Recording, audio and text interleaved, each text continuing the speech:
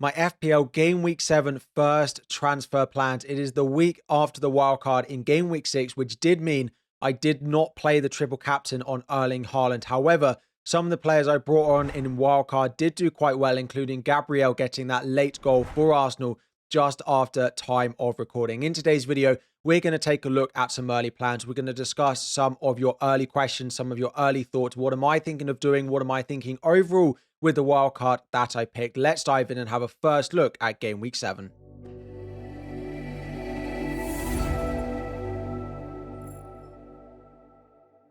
What is up, everyone? FPL Harry here. Before we dive in, 2,000 likes is the aim, and subscribe if you are new to the channel. Apologies that this video is coming to you on a Monday morning. I was meant to be coming home on Sunday afternoon early enough to record to get it out after the Newcastle versus Arsenal game, but unfortunately my train home from celebrating my new sister-in-law's birthday was delayed, and I'm recording now at 7:30 as I've literally not been home very long. So apologies it's out Monday morning, but hopefully everything is still fully relevant. So I'm going to talk a little bit about the wildcard first of all. I made a few late changes to it, and of course I wildcarded instead of playing the triple captain. It has actually been quite a good game week for me overall so far. I'm on 66 points with Ilman and Dye and Tarkowski both still to play on Monday night at home to West Ham, who are likely to be managed by new manager Nuno, of course previously at Nottingham Forest. But the wildcard did mean that I did not triple captain Erling Haaland for his monster haul against Burnley, both goals coming in added time. If you played your triple captain this week, congratulations for a double game week. That is a monumental score. To try and get 2 goals and an assist from your triple captain in a single game week is truly incredible. So if you did that, hopefully some advice on the deadline stream. If you did it, let me know in the comments. Would love to hear the overall scores if you did that. But looking at my team, so straight away you're thinking, well, Harry, it meant you didn't triple captain Haaland, so it was probably bad for your team to play the wild card. And maybe, but when we review how we've actually got on, so the big changes to my starting 11 in terms of wild card, I took out Sanchez, Williams, Porro, Lucas Paqueta, Watkins, and of course no triple captain Haaland. But Sanchez, Williams, Porro scored a total 2 points combined. Watkins scored 8, and triple captain Haaland scored 16, I believe, which means that is 26 points they got combined with Lucas Paqueta still to play. And in their place, I bought Raya, Gabriel, Tarkowski, Ilman and Dye, and Gyökeres. Of course, the big one there being Gabriel of Arsenal. He got no clean sheet, but he got DEFCON, a goal scored, and maximum bonus points. So they are on 17 points, but with Tarkowski and Ilman and Dye still to play.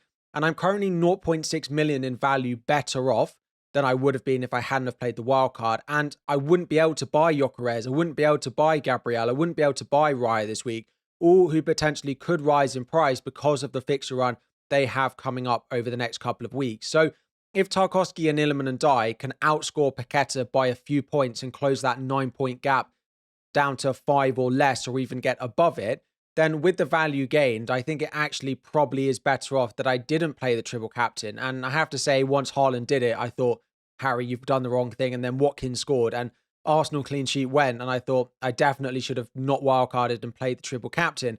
But the Gabriel goal has massively bailed me out and made the wildcard look maybe better in terms of points this week than it would have done without that late goal. So a big hero, Gabriel. He will definitely be the one getting the special card in my team selection video on Thursday morning.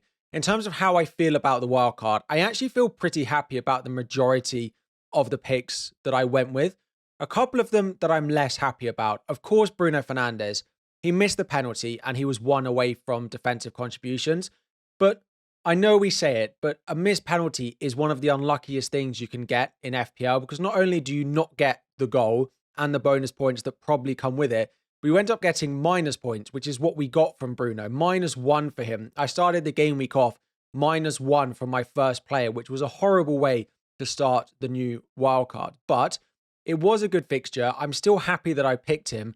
In another world, and I know it didn't happen, in another world, he scores the penalty, Brentford get the red card, which they probably should have done, and he hits defensive contributions, and it's a completely different game. So I'm not annoyed that I went with him, because the other options at his price that I could have picked could have gone with Mbermo, could have gone with Foden, could have gone with Xavi Simons, could have gone with stretched up to Mo Salah. I could have gone with a Bukayo Saka. None of them really did anything anyway. Now, they scored more than the -1 that Bruno got, definitely, but they haven't massively blown it out of the water, and he does have Sunderland at home. So I am going to keep him for this, and is surely only a matter of time. Man United fans, get in the comments. Surely it is only a matter of time before there is a new manager at Manchester United who's going to play a 4-2-3-1 with Bruno Fernandes in the number 10, feeding Brian Mbeumo, feeding Mateus Cunha, feeding Sesko, and he's going to become a better attacking asset you'd expect in that system. However, 2 out of 3 missed penalties. There is the risk that he might lose penalties, and if he's playing centre mid and Amarin doesn't go, and he's now not on penalties, he suddenly becomes quite a weak asset. So it is one I'm keeping an eye on, but he has Sunderland at home this week. Elsewhere, Gyökeres was actually a little bit better in that game against Newcastle. He had more chances than he's had in the past couple of games, but did not look that great in front of goal. He is definitely going to get the West Ham game for me. I'm not going to buy him for Newcastle and instantly sell him before he plays West Ham at home. He's actually got the vice captaincy for me this week, but he is one I'm definitely keeping an eye on. And the final one is a small thing. It's Stack. I said many times that I didn't love him as a pick, but I didn't really see where else I could go. And it looks like Granit Xhaka is probably the one in hindsight that looks like a slightly better pick. His attacking threat is good. He's on set pieces like Stack, and his DEFCON looks more reliable. I think he got 20 or something in the game this weekend away at Nottingham Forest. So if I had it back, maybe I would go Xhaka over Stack, but he's currently third bench for me, so it doesn't make a massive difference. One thing I am actually really, really happy with, I was going to say proud of, but no, pleased with and happy about, is the defense that I picked. Now, I know Gabriel didn't keep a clean sheet, and I know Senesi didn't. I've still got Tarkowski still to play, but Gabriel got DEFCON, Senesi got DEFCON, Richards got DEFCON, Anderson got DEFCON, and there were no clean sheets this weekend apart from Sunderland. Yet I'm still looking at defensive scores that I'm really happy with. Richards was great, only conceded 1 to Liverpool. Anderson also, okay, they conceded several to Aston Villa, and I sold Watkins and I sold Morgan Rogers, the other one. I've tried to erase him from my memory, and they did quite well. But I still think the base of that defense that I built on Wildcard to set me well going forward, where I don't really have to make a transfer, I think people wildcarding game week 7, wildcarding game week 8 are going to go with something very similar. Or I imagine you might go for a Sunderland defender or a Leeds defender instead of one of them because they've just done quite well, and that's fine. But I have 5 defenders that I really do trust. Crystal Palace look great. Anderson's DEFCON numbers are amazing. Senesi is combining attacking threat, clean sheets, and DEFCON. Tarkowski does the same, and Gabriel plays for Arsenal. So I'm pretty pleased with that. And I still remain, apart from maybe buying Virgil van Dijk in a few weeks down the line, I don't think I'm going to need loads of defensive transfers, and I can focus on them further up the pitch. So to talk about where those transfers might be further up the pitch, Semenyo is a definite hold, and so is Reinders for the time being. Reinders is an interesting one because he doesn't really get DEFCON. If he's not that involved, he's suddenly only going to get, a 2-pointer, and they scored 5, okay, a couple of own goals against Burnley, but for them to score 5 and him to have no goal involvement is one to keep an eye on. I did mention that I think Iliman and Ndiaye to Enzo Fernandez might be a transfer we see be quite popular in a few weeks, and I do think that's probably the case. Gyökeres I've already mentioned, and the other one is João Pedro. He's not getting the service, but back-to-back red cards where Enzo Maresca has basically decided to take all our attackers off the pitch in order to try and combat that, which just hasn't worked. But from game week 9 onwards, Chelsea's fixtures do look really nice, and even game week 8 against Nottingham Forest, I don't really have a problem with, so I still like him long-term. The ones I'm really looking at are Reinders, but his value and his minutes just look great. It's really Gyökeres and Bruno. And until I want a Saka, until I want a Cole Palmer or a Mo Salah, they're pretty fine holds. So in a roundabout way, we're going to answer some of your questions because maybe some of you are looking to do more transfers than me. But my team looks pretty good this week. I'm pretty happy with it. Raya is at home, Gabriel at home to West Ham. Plus, of course, Gyökeres. We've got Tarkowski and Iliman and Ndiaye at home to Palace, which is probably the most difficult fixture that I've got of all my attackers. Senesi and Semenyo at home to Fulham. We've got Fernandes home to Sunderland. Reinders against Brentford, along with Erling Haaland, who has got the captaincy armband, of course, once again, and João Pedro against Liverpool. So 2 transfers. The week after a wild card, I always plan on rolling, and that is the plan once again this week. And so after that, I decided to ask for some of your questions, which we normally do in these videos, especially because otherwise this would just be a video of I'm rolling my transfer and I've just played my wild card. So to answer a few things, the first thing is Bruno Fernandes. Is he a sell, particularly if he loses penalties? I think if, as I said, if Amorim doesn't get sacked and he loses penalties and he's playing centre mid, he is a sell. He's not a sell for Sunderland at home because we don't know if he'll lose penalties, because Mbeumo did miss one that he took for them in the cup against Grimsby, as did Mateus Cunha, has also missed one already for Manchester United. Could Bruno lose them? Yes. Do I think he's going to lose them straight away? Probably not. And there might be a new manager bounce for them just around the corner. So I don't plan on selling them just yet. Let's see what happens when we go into the international break. And then they've got Liverpool in game week 8 after that. So I'm planning on holding. Next up is Arsenal, probably the big question. So I wildcarded and went with Raya. I went with Gabriel and I went with Gyökeres. I would say if I was on wildcard, Gabriel would be the first name on the team sheet. That is hopefully not just reactionary because he has just scored, but he has looked very good and his attacking threat remains very, very solid. And the upcoming fixtures are good for clean sheet potential. Outside of that, where would I go? I still like David Raya because I'm not certain how much I love some of the other goalkeepers. I do think Nick Pope is not a bad pick, but I think I'd still go David Raya, and I think I'd still look at going for a double up in defence rather than going with the double up in attack with the likes of Declan Rice, with the likes of Gyökeres, with the likes of Saka. I don't think Gyökeres and Saka combined is worth the money, particularly when captaincy doesn't feel very reliable on either of them. It's slightly unfortunate that the Arsenal penalty did not get given in the first half, because it would have been really interesting to get confirmation if Gyökeres took it, or maybe Saka still stakes some claim to penalties in a big game like that, and maybe Saka was the one to step up, and that would change how things look. If you didn't want to go for David Raya and you fancied going for someone like a Declan Rice, I don't have an issue with that, because he's quite a nice, cheaper midfielder at about 6.5. The only word of caution I would add on that is he did get benched a few weeks ago. So I think I still would go Gyökeres over going with Saka, just because I quite like the squad structure element. Saka also got taken off early, so I don't know quite how reliable his minutes are just yet. Gabriel would be in, and then it's probably one of David Raya and one of Declan Rice if you do want a triple up. But I probably would go Gyökeres, and I probably would still go, of course, with Gabriel.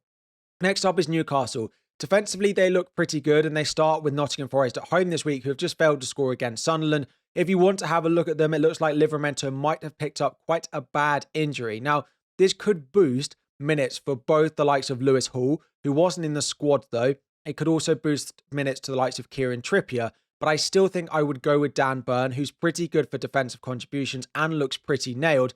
Or if you want to go in goal, you can of course go for Pope, who was incredible in that game. Unfortunate for him that they lost it because he put in a very good performance. Next up is moving to Liverpool. So they play Chelsea and they play Manchester United in the next 2 games. And Chelsea are now without Tosin injured, Chalobah suspended, and Fofana, we think, still injured for that game, which means it's likely to be Hato and Josh Acheampong as the 2 centre-backs against Liverpool. And then, of course, Liverpool play Manchester United team who are conceding chances all over the pitch. The only thing to say is the minutes going forward still feels like a bit of a minefield. Gakpo didn't start. Wirtz has not started recently. Isak started, but it was because Ekitike is still suspended. If you've got one of them and you want to play them for the next couple, that's fine. But outside of Salah, I wouldn't be buying into them new.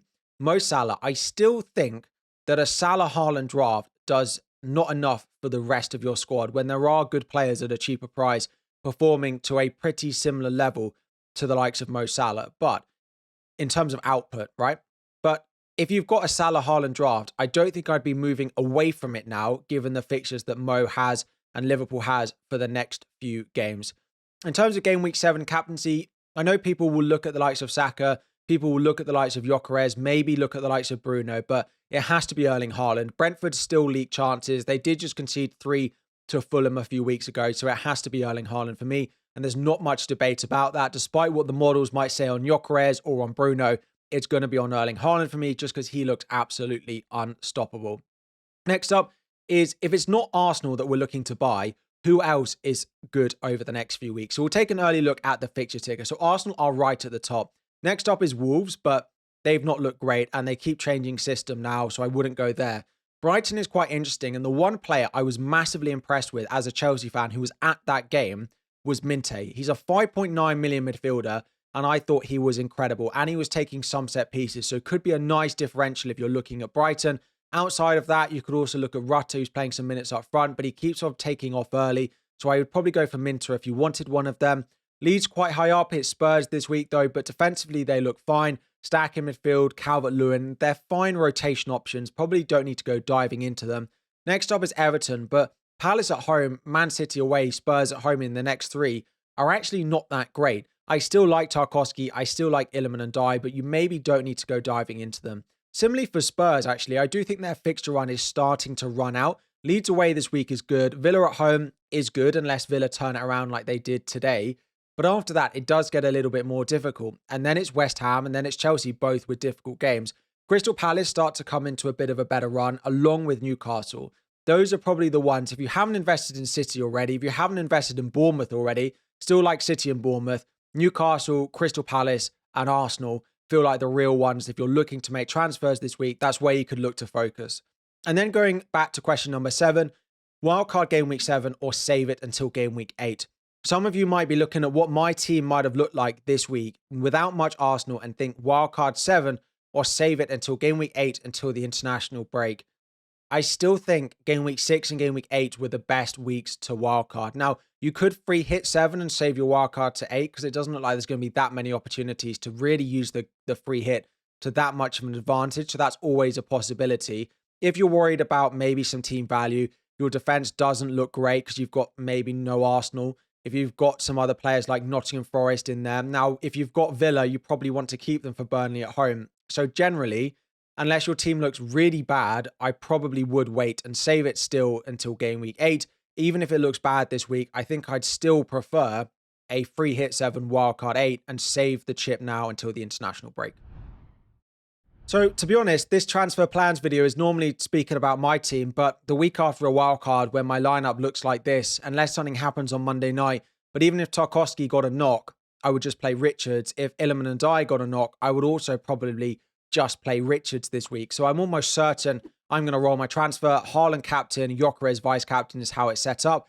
Maybe Bruno could get the vice captain, but I think I trust maybe Gyökeres a little bit more. I can't have Fernandes missing any more penalties, but Haaland with the armband. So we've actually spent most of this video answering some of your questions, and that's that. We're going to wrap it up there. If you do have questions, players that you want me to discuss, drop it all in the comment section down below. We'll have a wildcard video out for anyone looking to play it and a free hit draft on Tuesday. Wednesday will be transfer targets where we look at some of those players you want and the usual stuff later on in the week. So if you've got players you want me to talk about or general questions, drop it all in the comment section down below. Thank you all for watching. 2,000 likes is the aim. Subscribe if you are new around here, and I'll be back again very soon.